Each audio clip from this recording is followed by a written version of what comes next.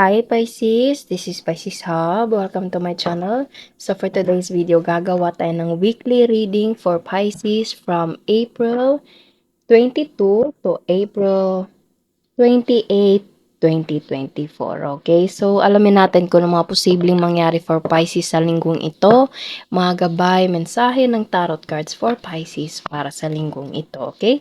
So, reminder lang po na ito ay general reading Pisces. So, pwede pong mag-resonate, pwede pong hindi. Okay?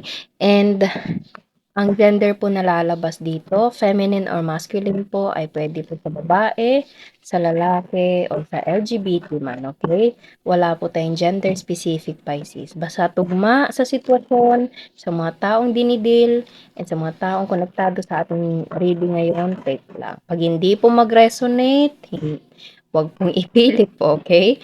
So, shuffle muna natin itong cards natin and alamin natin kung ano mga posibleng mangyari for Pisces sa linggong ito. Okay, saglit lang po.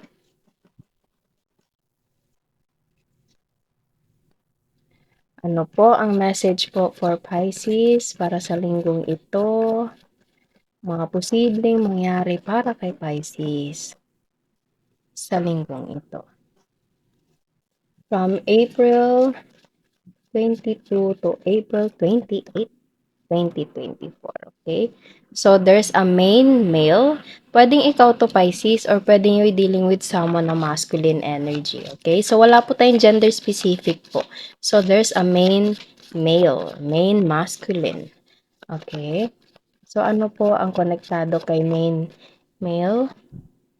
Expectation. So, pwedeng you're expecting something about this masculine energy Pisces or pwedeng ikaw to and you're expecting something, okay? Nakikita nyo sa feminine na nandito, nakatingin siya dito, okay? Ka masculine. Or pwedeng ikaw to mismo and ganito yung ginagawa mo ngayon Pisces, which is expecting or this person is expecting something from you, okay? So, there's masculine energy and there's an expectation. Pasensya na po sa kung meron pa kayo naririnig na background noises, okay? And there's a message. Oh, so yung expectation mo or ng taong to is about mensahe. So, pwede merong connection sa message. Meron tayo dito. Concern. Okay. So, merong concern. It's either this person is concerned. Okay, so there's a masculine energy. Lahat dito, Pisces, is masculine energy. Okay? So, pwedeng ikaw to. Okay? Or pwedeng you're dealing with someone na ganito. So, there's an expectation. Pwedeng itong taong to is expecting something. Pwedeng mensahe galing sa'yo, Pisces. And he is concerned about you. And this person is, kumbaga, busy na tao. Or pwedeng ikaw po ito, okay? Or pwedeng itong taong to is merong mataas na antas ng trabaho or sa estado mismo ng buhay, Pisces, okay? Pwede ito ay nasa, kumbaga, public servant. Pwede ding, na ano ko yung parang militar, okay? Kung hindi naman, pwede din namang parang something na, kumbaga busy siya, okay? Kumbaga, andun yung estado ng buhay niya, estado ng trabaho niya, okay? And he or she or you is expecting something na pwede merong involved na mensahe, Pisces, and there is a concern, okay? It's either this person is concerned about you, Pisces, okay? Or gusto niyang makatanggap ng mensahe tungkol sa iyo. And pwedeng itong taong to is overthinking something, Pisces, okay? This person is overthinking something, okay? So, pwedeng ikaw yung parang naririnig ko yung word na duda, okay? So, pwedeng merong duda itong taong to or ikaw, selos, pwede pong ganun, okay? And hinihintay niya yung tawag mo, yung mensahe mo, yung message mo, yung text, yung chat mo sa kanya, Pisces, or pwedeng ikaw is hinihintay mo yung tawag, yung text, mensahe, okay, ng taong to sa'yo. Okay? So, there is something na parang duda, okay, takot, pangamba, pwede pong ganon. Overthinking, kumbaga. Okay? So, okay. So, sige pa. Ano pa po ang mensahe po regarding with this person and kay Pisces? And okay, Two of Cups. Puwedeng karelasyon mo 'to, Pisces. Puwedeng ito ay someone na soulmate mo, mahal mo sa buhay, okay, special kumbaga sa buhay mo. This person have a something special on your heart or puwedeng ikaw, hawak mo yung puso ng taong 'to, Pisces, okay. Hawak mo yung utak at puso ng taong 'to, okay. Kasi sa sobrang alam mo yun, sobra kang mahal ng taong 'to or sobrang mong mahal itong taong 'to to the point na hinihintay mong message na, hinihintay niya yung message mo, okay. And hindi hindi maiiwasang andun yung overthinking, duda, okay. Puwedeng kayo ay long distance ng taong 'to kasi meron tayo ditong mensahe and expectation, okay. So puwedeng ito ay karelasyon mo or puwede din namang someone na kailangan na konektado sa trabaho, okay. Kasi kailangan kumbaga importante yung role mo sa buhay ng taong 'to or sa kung ano man yung ginagawa ng taong 'to sa pang-araw-araw, Pisces. Puwedeng sa trabaho, kailangan kang mag-ano, kailangan kang, makipag-communicate para malaman kung, a-attend ka ba, andun ba yung presence mo sa ganitong event, okay. Kumbaga kailangan ka dun, okay, kailangan ka ng taong 'to. So, hinihintay niya yung message mo or ikaw yung naghihintay ng message ng taong 'to. Puwede pong love, puwede pong work, okay. So, wow, ano pa po ang mensahe po? This person is expecting a message coming from you, Pisces, okay. Wow, Two of Cups, Ten of Cups, Pisces. Puwede po siyang love, mostly ang laki ng ano dito na love, Pisces, okay? Kasi as I said kanina, you hold these hearts, okay? Tama ba? You hold this person's heart, Pisces, okay? So, ang laki ng impact mo sa buhay ng taong 'to, okay? Or puwede ikaw ang laki ng impact ng taong 'to sa buhay mo, Pisces. And this person is concerned about you. Minsan nag-o-overthink na siya, okay? And this person is nakikita siya ng mga tao na seryoso, okay? Kumbaga mature, kumbaga responsible. Andun yung parang estado ng trabaho niya na alam mo yun, mataas, okay? Pero pagdating sa'yo, wala. Nag-o-overthink siya na na alam mo yun, parang ang laki ng impact mo sa buhay ng taong 'to, Pisces. And this person sees you as someone na sobrang sobra ka niyang mahal, Pisces. He sees you as his family, as his home, okay? Two of Cups to Ten of Cups, Pisces. Pag gusto mo ng love reading, itong dalawang 'to, ito yung parang confirmation na sobrang saya ng relationship mo, Pisces, okay? And magkasunod pa silang dalawa, okay? So, kung ikaw man, Pisces, hindi ka pa nakikipag-communicate sa taong 'to or hindi hindi mo siya na-chat, hindi mo siya natawagan, hindi ka nakapagbigay ng mensahe, bigyan mo, okay. Mag-send ka, tawagan mo, mag-video call ka, okay, or puntahan mo mismo, okay. Basta bigyan mo ng mensahe dahil hindi siya mapanatag, Pisces, okay. Nag-o-overthink siya, andun sinabi ko kanina, duda, puwedeng a little bit of selos, puwede din, okay. Kung work man 'to,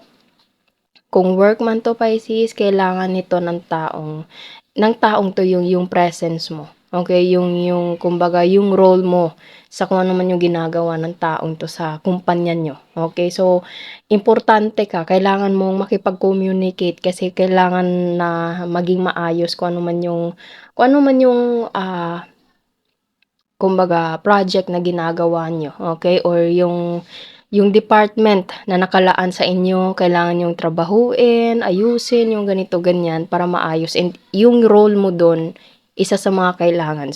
So itong taong 'to is naghihintay ng update mo, Pisces. Puwede pong gano'n, okay? Kung love man 'to, this person sees you as the one, his soulmate. You hold this person's heart, Pisces, okay? And this person sees you as his home. Okay? So, or puwedeng ikaw po, puwede pong kayong dalawa nakikita niyo happy family and ito naman soulmate, okay? So, wow. Update din, okay? Gano'n po yung ano ng taong 'to, okay? So, puwedeng long distance kayo ng taong 'to or hindi kayo always magkasama, okay? And the strength, okay? So, puwedeng you're dealing with someone na okay, puwedeng you're dealing with someone na medyo as I said kanina, medyo nakaka-intimidate. Puwedeng itong taong 'to is mataas yung antas ng trabaho niya, puwedeng kayo ay, ah alam mo yun, puwedeng merong age gap sa inyong dalawa, okay? Kasi nakikita niyo medyo matanda, older yung nandito and ito naman medyo bata, okay? Pero kung hindi naman, it's okay lang po. So, this person is makikita mo yung mature, andun yung responsible ng taong 'to, mataas yung estado ng posisyon ng trabaho ng taong 'to, okay? Pero you tame this person's life, Pisces, okay? Kumbaga hawak mo itong taong 'to. Parang parang ito yung emosyon niya, ito yung sarili niya, and ikaw 'to, Pisces, okay? So, madali mo siyang mapaamo, okay? So,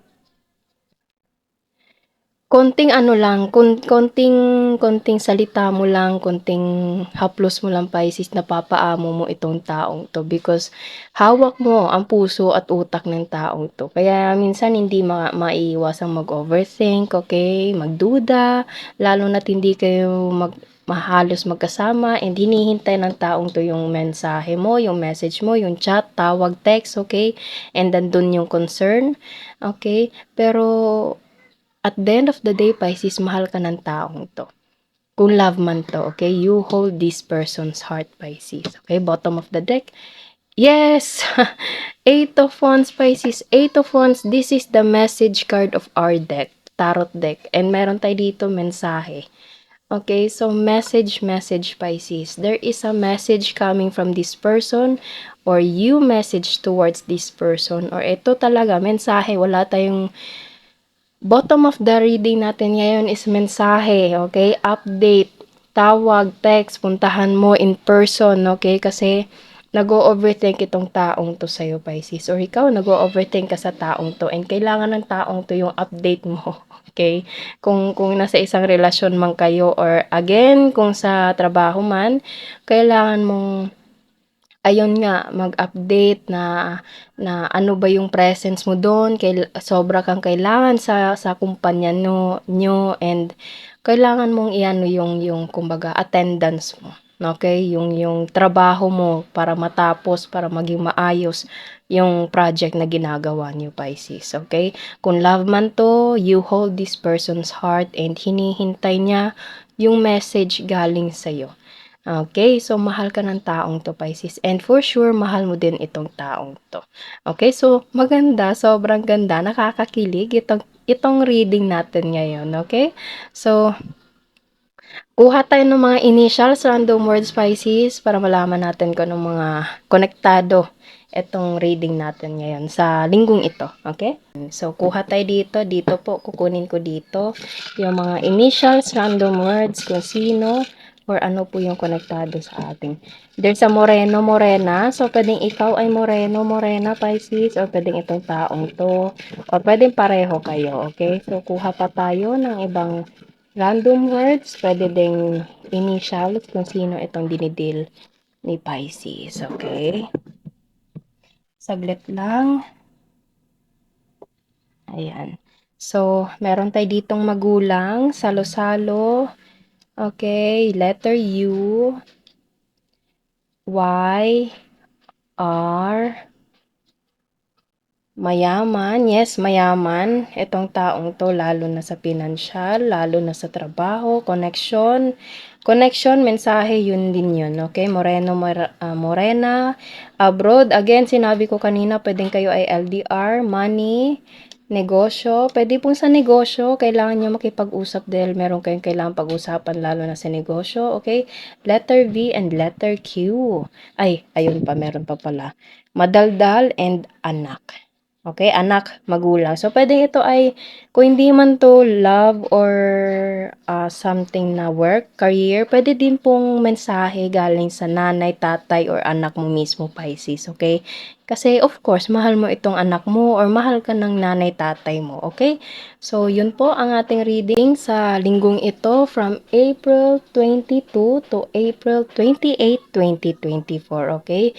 Naway nagustuhan niyo po, Pisces, and huwag niyo po sanang kalimutan na mag-like at mag-subscribe po sa ating channel and click the bell button para ma-notify po kayo sa next videos na i-upload natin, okay? So, thank you, Pisces, and God bless!